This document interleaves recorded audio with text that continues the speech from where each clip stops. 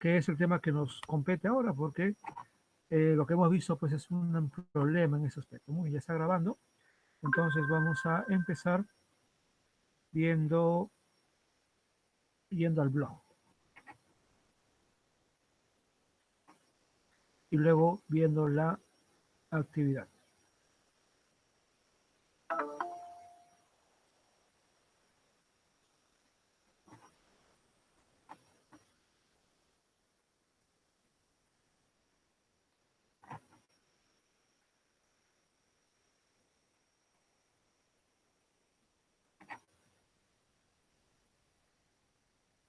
Un momento que está cargando el blog.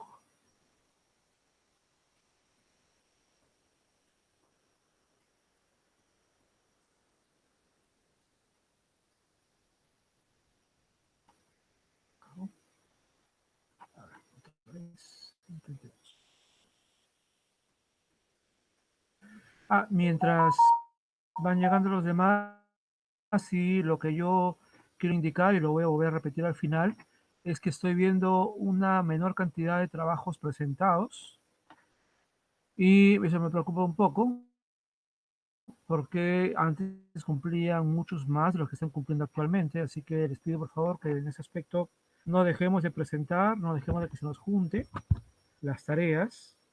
Seguramente por ahí han estado poniéndose al día con otras áreas, sobre todo por el fin del trimestre anterior, pero les pido que retomemos la cantidad de trabajo que estaban entregando. La mayoría entregaban puntualmente, entonces les pido por favor que los que están dejando un poco eso de lado lo retomen para que podamos continuar bien en este segundo trimestre. Bien, pueden ver aquí el blog y vamos a esperar un momento que carguen los videos. Solamente esto para mostrarles lo que se ha preparado para ustedes.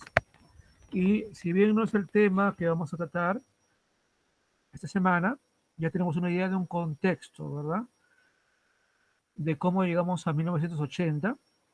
Hemos visto por los temas anteriores que hemos tenido en este siglo XX una diversidad de gobiernos democráticos, pero sobre todo hemos tenido muchos golpes de Estado militares, donde el que da el golpe de Estado, usualmente un general del ejército, se queda un tiempo, a veces más allá de lo permitido, o hace todo este tipo de maniobras para gobernar y luego, como siempre ha ocurrido, se legitima con unas elecciones donde por supuesto gana, ¿no? Y ya gobierna un periodo de influencia de alguna u otra manera, ¿no? Entonces, la presencia de los militares en los gobiernos peruanos ha sido muy fuerte y no es que haya acabado, porque recuerden nada más que hace unas 2 semanas, unos 10 días, salió o se dio a conocer una carta de ex miembros de las Fuerzas Armadas, sobre todo de la Marina, prácticamente pidiendo una especie de golpe de Estado si se confirma que ganó Luis Castillo. Entonces, como a ellos no les gusta el candidato, cosa que la gran mayoría, bueno, la mitad del Perú no le gusta el candidato, ya, den un golpe de Estado, ¿no? Pidiendo eso a los del ejército, bueno, sobre todo a los de la Marina actual, ¿no? Obviamente eso es algo que no está bien, ¿no? Porque igualito es una elección y aunque no me gusta el candidato, si sale elegido, sale elegido, ¿no? Y nadie tiene por qué hacer algo así, ¿no? O sea, un golpe de Estado. Y justamente en un periodo como el que estamos, justo cerca a cumplir 200 años, o sea, es ya una tontería, ¿no? Pero para que vean cómo esas ideas golpistas no es que hayan desaparecido, ¿no? Bien, ustedes tienen acá una serie de videos, ¿ya? Y como pueden ver, no los vamos a ver obviamente porque no es el tema esta vez, pero yo les recomiendo ver esos videos para que tengan un contexto de lo que van a hacer en la tarea. Hay dos videos sobre Fernando Belaúnde Terry, ¿ya? Esa imagen nos hace o les puede ayudar a ver, son soldados peruanos, y es que justamente en 1981 tuvimos un conflicto con Ecuador y un conflicto que nuevamente ganamos y expulsamos a los ecuatorianos del territorio peruano. ¿Ya? Y lamentablemente el gobierno de la UNDTR Fue un gobierno que tuvo un montón de problemas. Primero que todo, deben recordar que la economía no estaba bien, no venía bien desde la época de Velasco y sobre todo porque en 1973 hubo una crisis mundial de petróleo y sobre todo eso se dio por una guerra entre árabes e israelíes y cuando los árabes estaban perdiendo la guerra, porque empezaron ganando, pero cuando comenzaron a perder la guerra, usaron como arma el petróleo, ¿no? Como los países árabes son muchos, la mayoría de ellos son los que producen petróleo, subieron el precio de un momento a otro y eso iban a ser derrotados, ¿no? Y bueno, el problema es que todo el mundo se vio afectado porque el precio del petróleo subió en todo el mundo y el Perú pues también igual todo comenzó a subir. Recuerden ustedes que cuando sube el petróleo todo sube. Entonces se originó ahí un problema que ya venía con problemas anteriores, porque el gobierno de Velasco, como ya vimos la vez anterior, nacionalizó muchas empresas, invirtió mucho dinero en ellas y esta inversión no dio ganancias. De hecho, desde ahí en adelante, las empresas estatales van a comenzar a tener una gran cantidad de pérdidas, ¿no? Y van a ser financiadas las pérdidas durante años.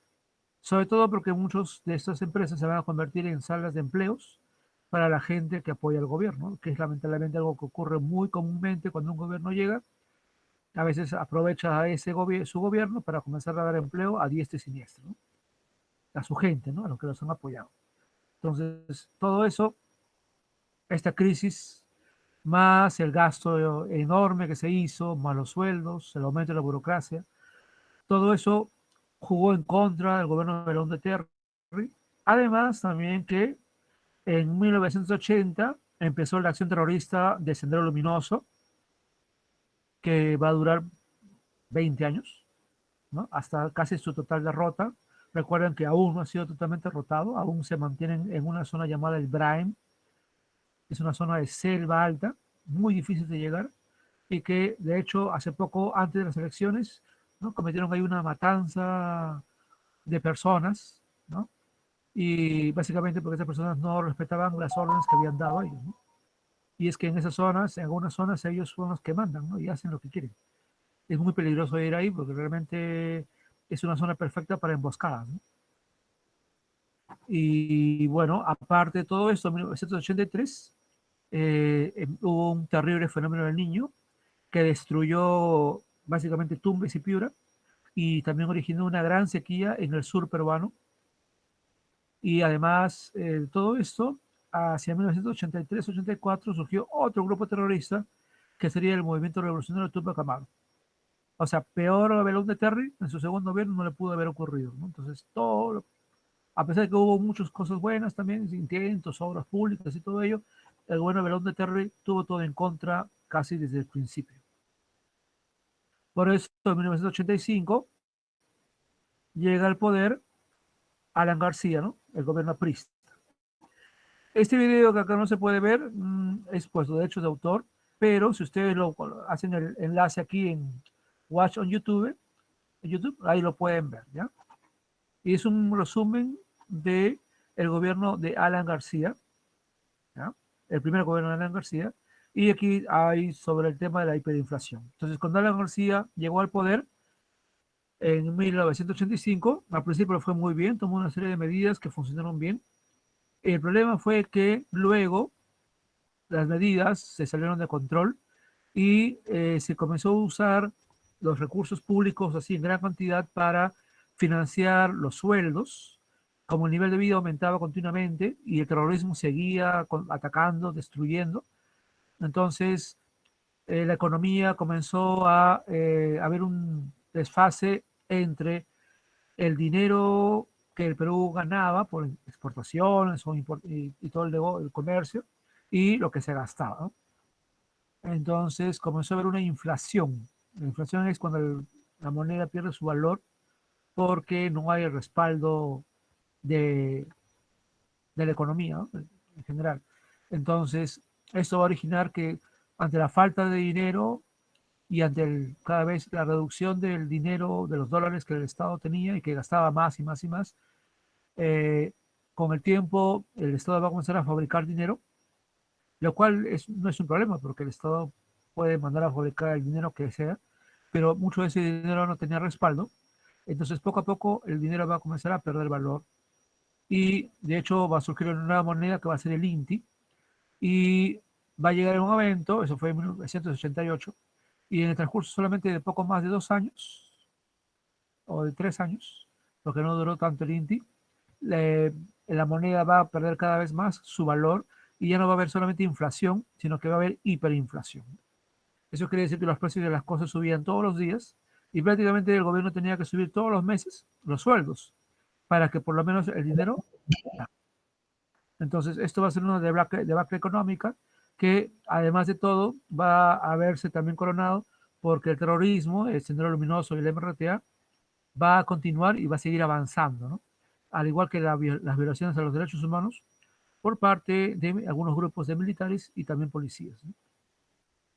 Entonces, eso es una situación controvertida que luego, bueno, si quiere conocer más, vean los videos, y que luego lleva al poder a Alberto Fujimori, un total desconocido, de un partido nuevo, ¿no? Recuerden que el APRA era un partido ya antiguo y Acción Popular de Belaúnde Terry también ya era un partido que ya tenía como 20 años. En cambio, Fujimori era un total desconocido, ¿no? Un outsider, como se dice ahora, como lo es el mismo Luis Castillo, ¿no?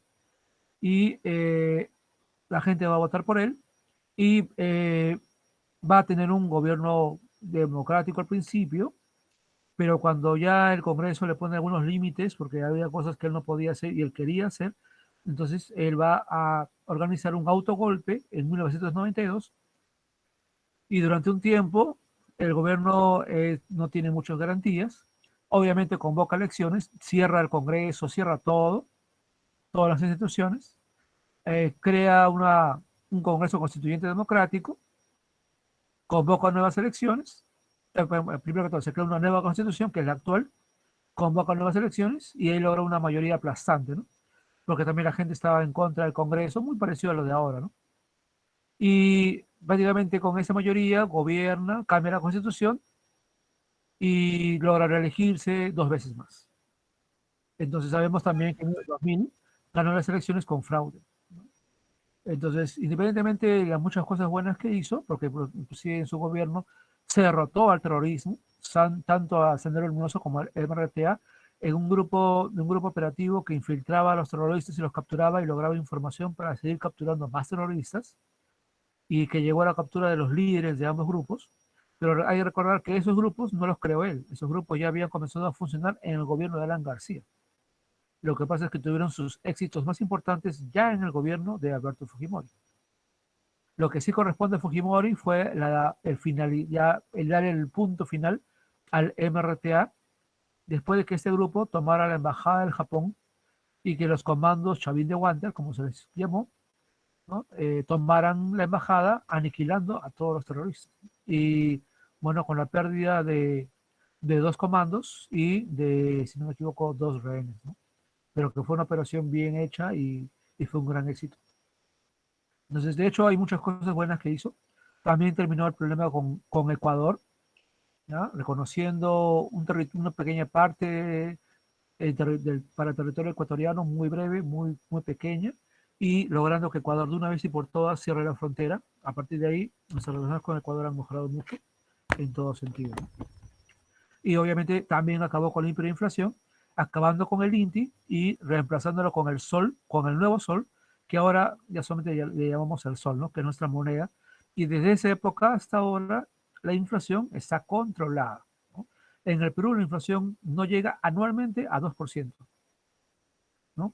Pensar que llegamos hasta 8000%, que fue ya en exceso, ¿no? Como Ecuador, bueno, como Venezuela, ¿no? Que tiene una hiperinflación, y ahora tenemos una de las inflaciones más bajas de América Latina, ¿no?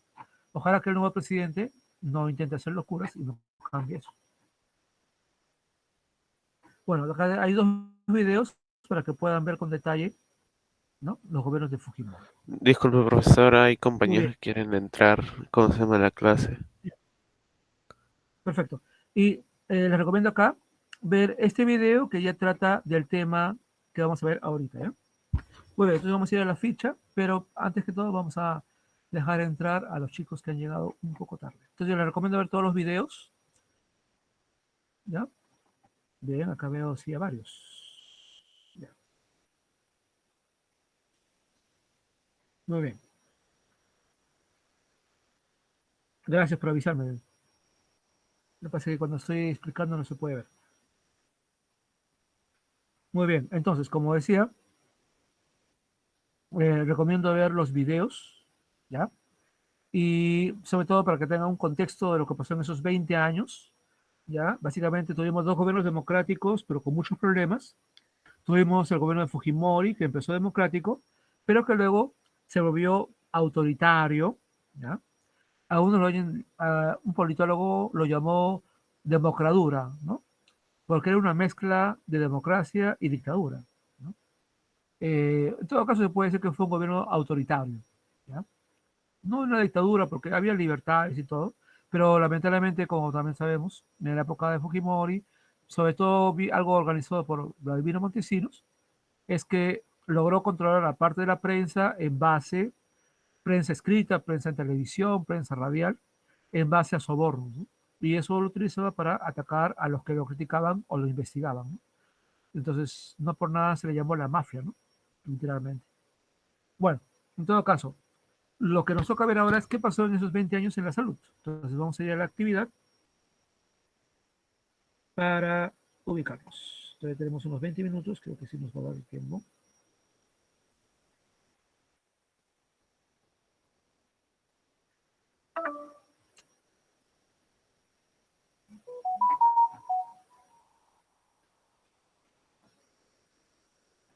Una vez más, una vez más.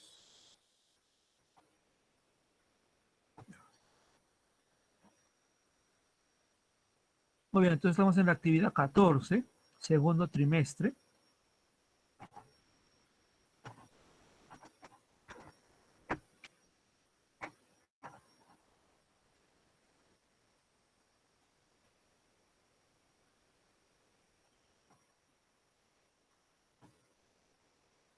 A ver, está cargando el texto. Muy bien, recuerden que la actividad para el viernes 9, de preferencia.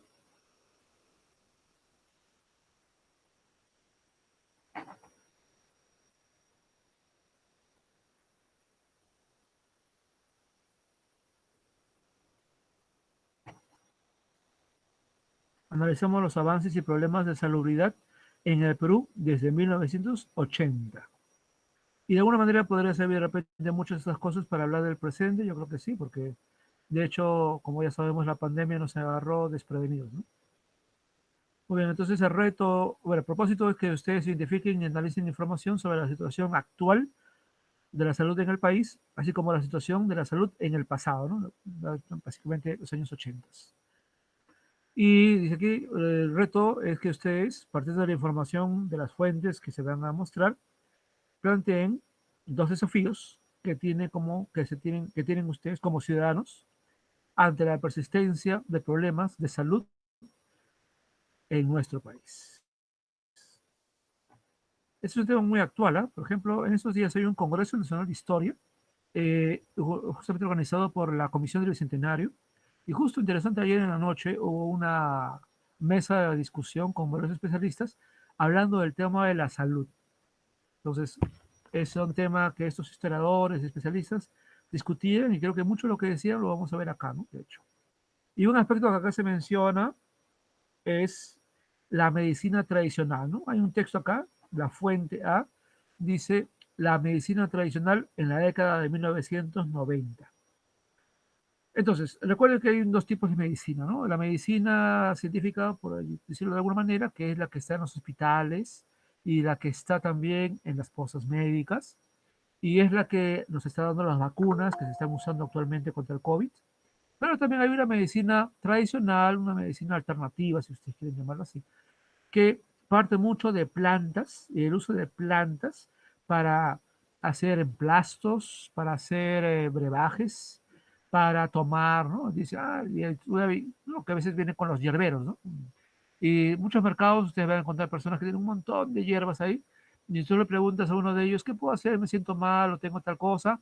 A ellos te van a decir, porque ellos conocen esos temas, te van a decir, puedes tomar esto, hervir y tomarlo en ayunas o algo por el estilo, ¿no?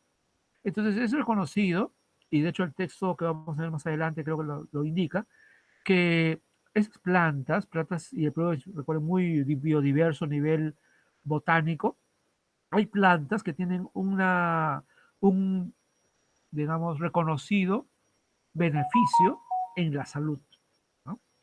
Ahora, una planta me va a curar del cáncer, eso ya parece más difícil de creer, ¿no? Pero que hay plantas que nos pueden ayudar, definitivamente que sí, ¿no?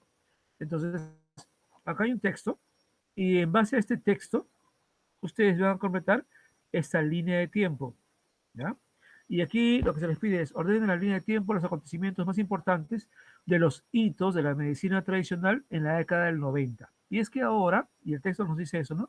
Que la medicina tradicional ha sido reconocida por el Ministerio de Salud.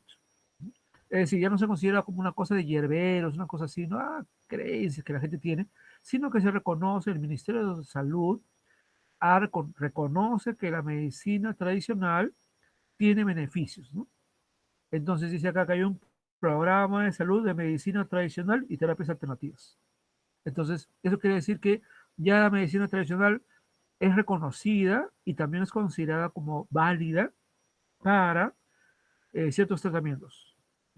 Entonces, este texto nos muestra cómo ha sido este camino desde el inicio de su reconocimiento hasta su reconocimiento, ¿no? Ya oficial. Entonces, como pueden ver acá hay 4 fechas que menciona, por lo menos por los 4 años que están ahí. Bien, bien, eso es lo primero. Luego dice aquí una fuente B, dice gasto de salud entre los años de 1985 y 1995. 1985, el inicio del gobierno aprista. 1995, el inicio, perdón, la mitad del inicio del segundo gobierno de Alberto Fujimori, ¿ya?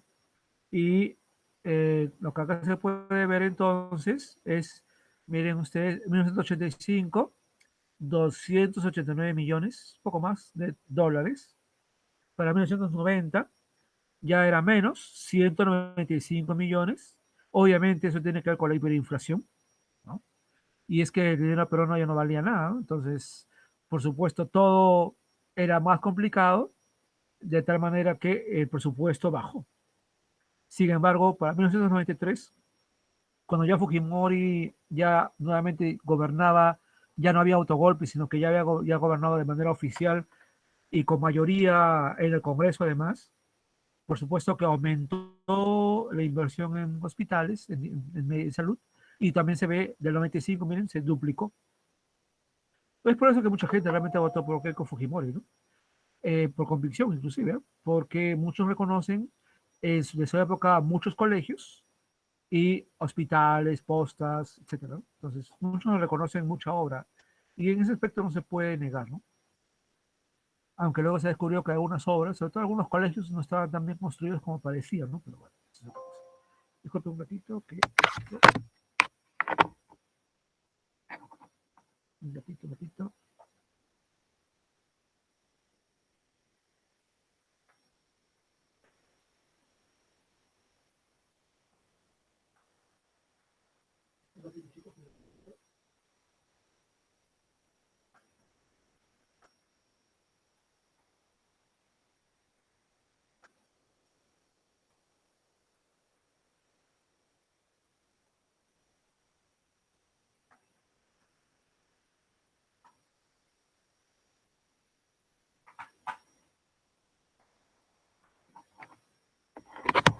Disculpen chicos, estoy viendo acá para... se está quedando sin energía la laptop, un ratito por favor.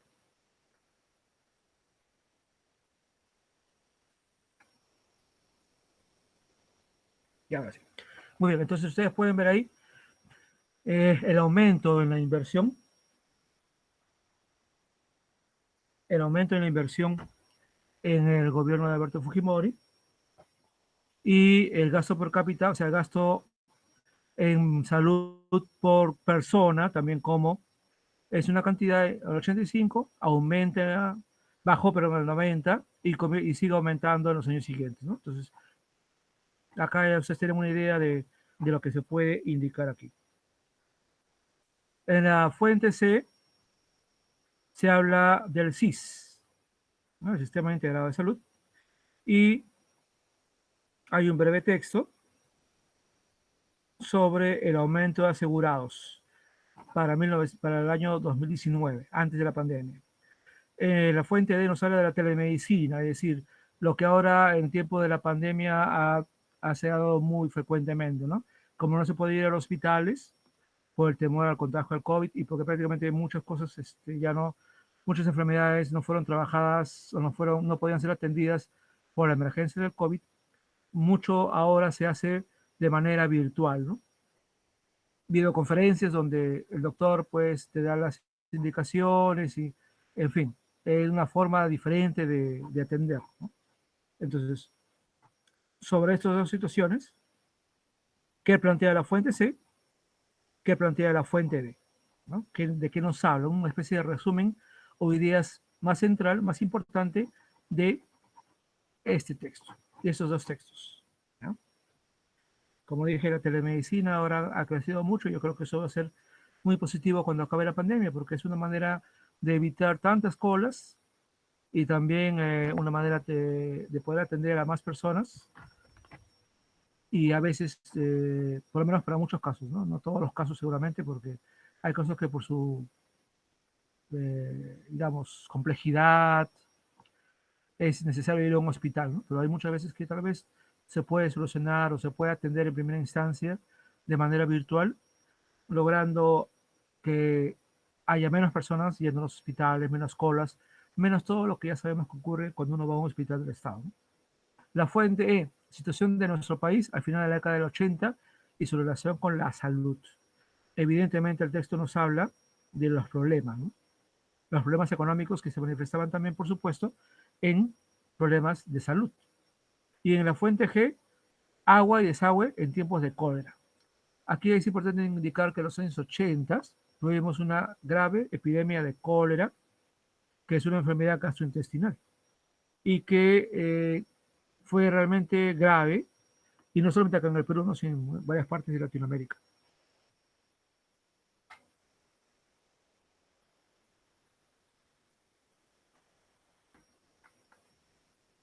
Entonces,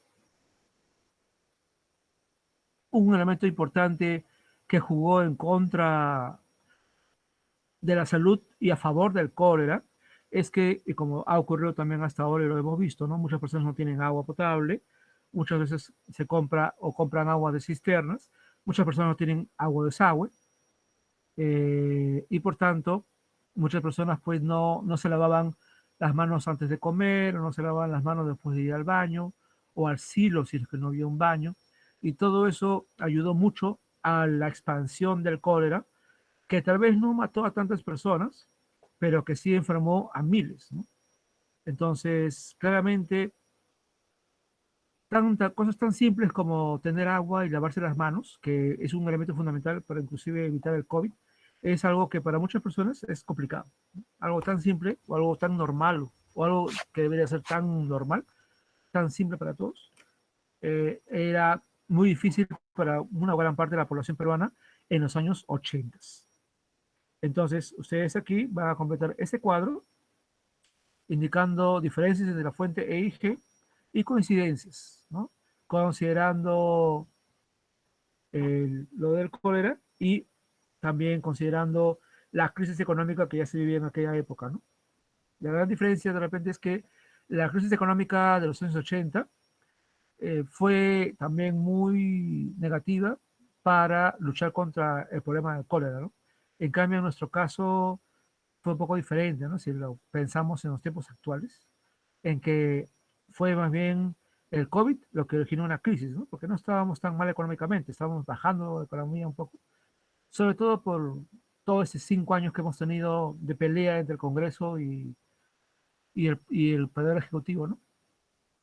Pero en realidad, en nuestro caso, la crisis ha venido por COVID, ¿no? En cambio, en aquella época había condiciones para que la salud estuviera mal, y esas condiciones eran socioeconómicas, ¿no? La crisis, la hiperinflación, la falta de empleo, en fin, el terrorismo, todo eso iba en contra de lo que queríamos lograr. También vemos acá una fuente F, ¿ya? Que habla aquí de establecimientos de salud en emergencia del cólera de 1991. Y acá mencionan, por ejemplo, los problemas que había en establecimientos de salud. Y es cierto, y lo hemos visto también ahora cuando llegó el COVID, ¿no? Digamos que hospitales sin agua, o hospitales con pocos baños, u hospitales con baños en mal estado. O sea, ¿cómo es posible que un hospital tenga baños en mal estado? O que un hospital no tenga agua. O sea, eso es impensable, ¿no? En cualquier parte del mundo eso sería imposible. Pero en el Perú se ocurre. Entonces, si en un baño ocurre, perdón, si en un hospital no tiene lo más mínimo agua, ¿no? Eh, por ejemplo, toda cosa que se usa en una operación o en un procedimiento tiene que estar limpio, ¿no? Si ni siquiera hay agua para eso, imagínense, pues entonces, ¿qué se puede esperar de un hospital? ¿No? Bueno, acá hay toda una serie de datos, o mejor dicho, tres datos de la República, del comercio, y acá, bueno, acá no indica la fuente, que nos indican, pues, situaciones que favorecieron también a la expansión del cólera, ¿no? Porque realmente, como pasó con el COVID, para el 1991, tampoco los hospitales estaban listos o preparados cuando pasó el cólera, ¿no? Y de hecho nos agarraron de sorpresa una vez más.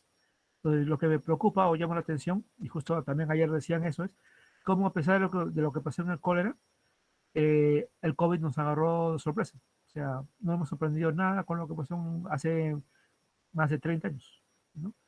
Más de casi 40, ¿no? Como si no hubiera pasado nada. Y sin embargo, pasó, ¿no? Nuevamente. Bueno, entonces sobre eso hay acá una pregunta, ¿no? Y que trata del texto. Y ese reto, donde ustedes como cada ven, tienen que plantear dos desafíos, ¿ya? Que tenemos como ciudadanos ante la persistencia del problema de salud en nuestro país. Bien, ¿hay algún tipo de duda antes de explicar algunas cosas antes de que acabe la hora? Vuelvo a la clase.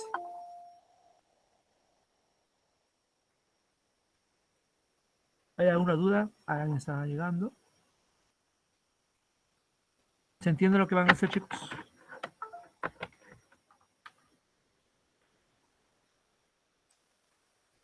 ¿Hay alguna duda sobre la tarea?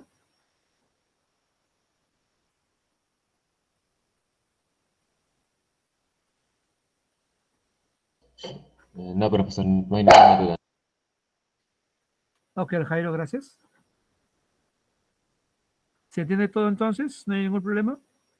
Como ven, estamos analizando la salud del 80 al 2000, pero en realidad hay muchas cosas ahí que se parecen bastante a lo de ahora, ¿no? Lo cual es vergonzoso, ¿no? Porque el Perú de los 80 al 2000, por lo menos en los 80 al 90, 91, era un Perú en crisis, ¿no? Todo lo malo que nos podía pasar, nos pasó. En cambio, al Perú de ahora, 2019, bueno, 2020, 2021, era un Perú mucho más fuerte, se supone, supuestamente, ¿no? Y sin embargo, bueno, obviamente la pandemia, el COVID-19 es mucho peor que el cólera, ¿no?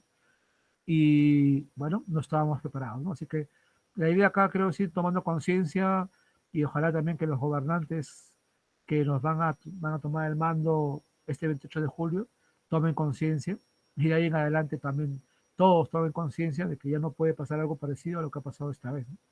O lo que pasó en el cólera o lo que nos ha pasado con el COVID, ¿no? No podemos estar así eh, tan mal preparados, ¿no?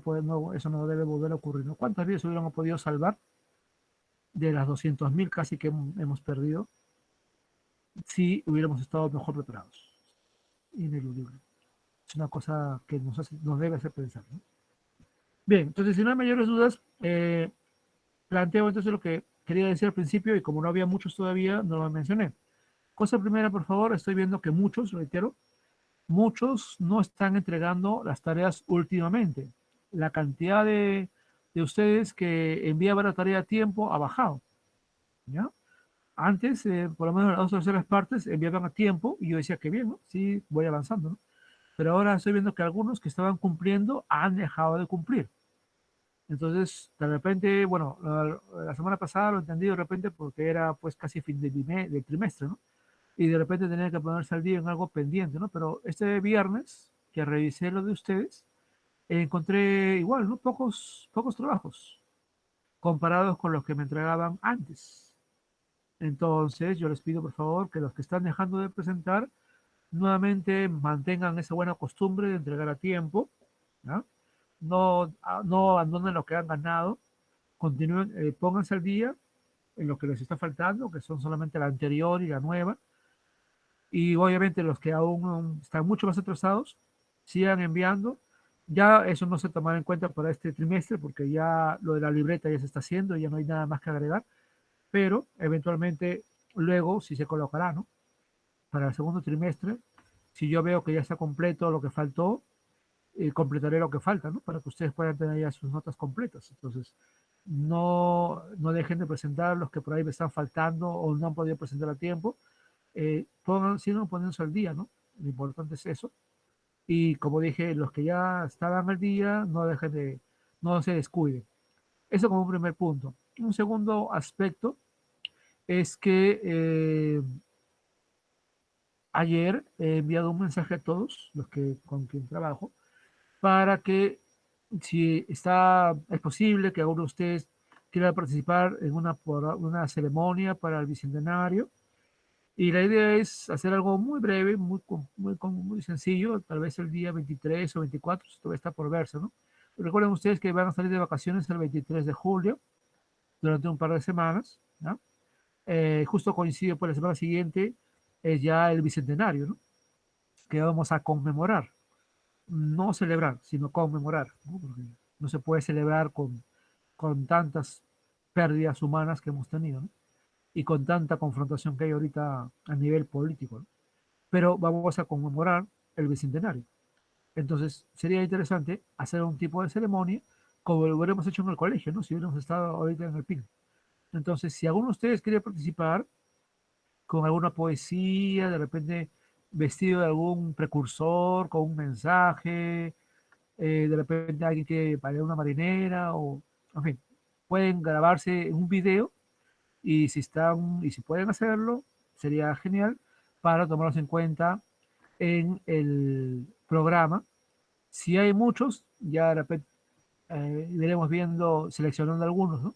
Pero en todo caso, la idea es que todos puedan participar y estaremos encantados de que se pueda ver su participación a nivel online en este caso, ¿no? Así que si está en su voluntad poder hacerlo, sería genial, me avisan nada más para tomarlos en cuenta, porque tengo que ir coordinando esto y es bueno tener eso, yo les confirmo y en ese caso para que lo graben y me lo envíen y ya tenerlo en cuenta.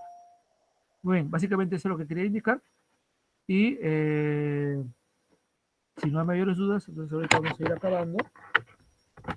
Aquí tengo estoy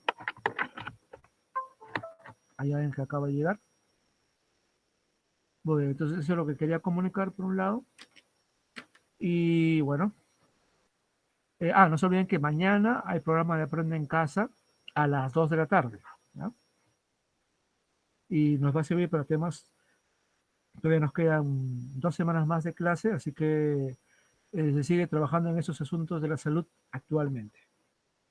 Bien, entonces vamos a acabar con la grabación y ya nos hemos pasado solamente un par de minutos.